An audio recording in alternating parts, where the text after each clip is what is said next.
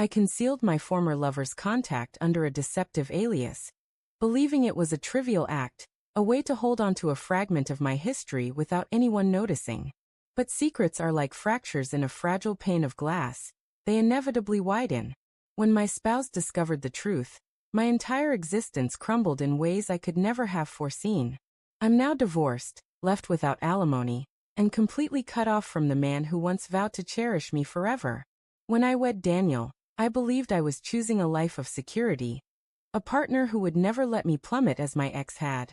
In many ways, Daniel delivered. He was diligent, dependable, a husband who fulfilled his role with unwavering commitment. Yet deep within, a quiet voice persisted, murmuring memories of the man I'd left behind, the one I convinced myself I no longer loved but secretly wanted to keep tethered, just in case. It wasn't as though I intended to betray Daniel or dismantle our marriage. But one evening, when loneliness struck with unbearable weight and Daniel lay asleep on the sofa after a grueling day, I found myself scrolling through my phone, entering my ex's number to see if it still connected. When his voice came through after years of silence, a part of me felt truly seen, a sensation I hadn't experienced in ages. So I stored his number, not under his real name, but something innocuous like dry cleaner or LHR contact, a disguise no one would question. For months, I lived in this clandestine bubble, small texts, fleeting memories, nothing tangible or, in my mind, significant.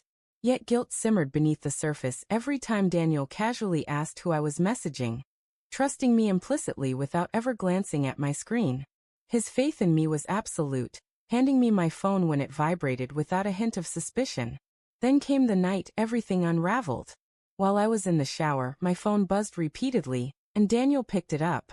He saw a chain of messages from Ella HR, far from professional in tone. He scrolled through, uncovering conversations with my ex, filled with laughter and shared intimacies that belonged only to my husband. When I emerged from the bathroom, Daniel sat on the edge of the bed, my phone in his hand, his face etched with a devastation so profound he barely resembled himself. He didn't raise his voice at first, didn't hurl the phone across the room. He simply looked at me, his expression pale and shattered, and asked a single question that cut through me. "Why would you betray me like this?" I stood there, water dripping onto the floor, facing the man I'd vowed to cherish, unable to offer an answer that didn't reek of treachery cloaked in excuses. The argument that erupted was merciless. His voice broke with fury, mine with tears, as accusations, denials, and frantic apologies spilled from me. But words couldn't undo the wreckage. The trust we'd built was obliterated, and trust, once lost, rarely returns.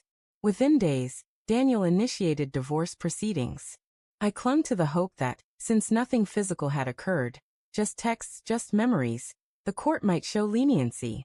But Daniel's attorney tore me apart in mediation, presenting every damning screenshot, every late-night exchange, every saved image, portraying me as a deceitful, untrustworthy spouse unworthy of support. The judge concurred, and I left the courtroom with nothing. No alimony, no compassion, no opportunity to make amends.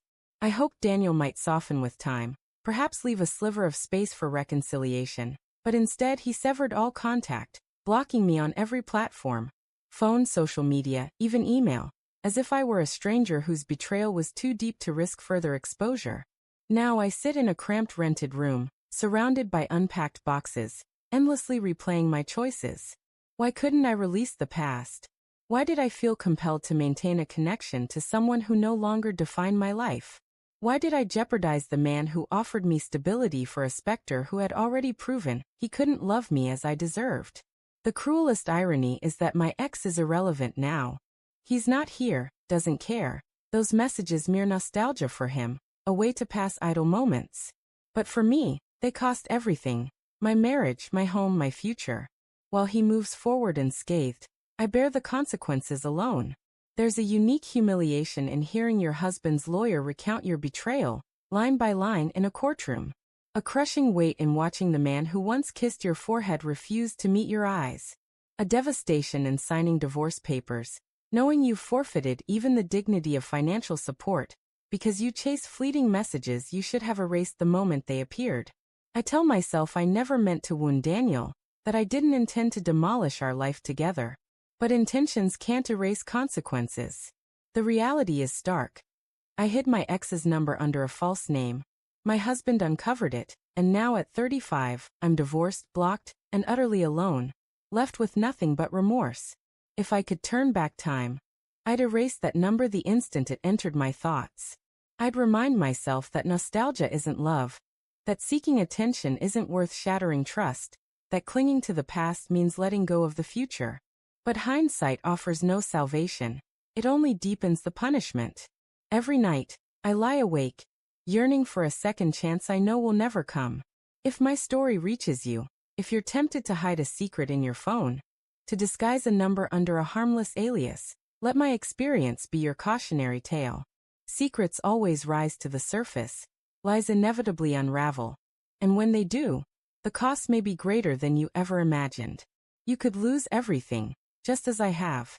I thought I could hold on to my past and my marriage simultaneously, but in the end, I lost them both, and neither will ever return.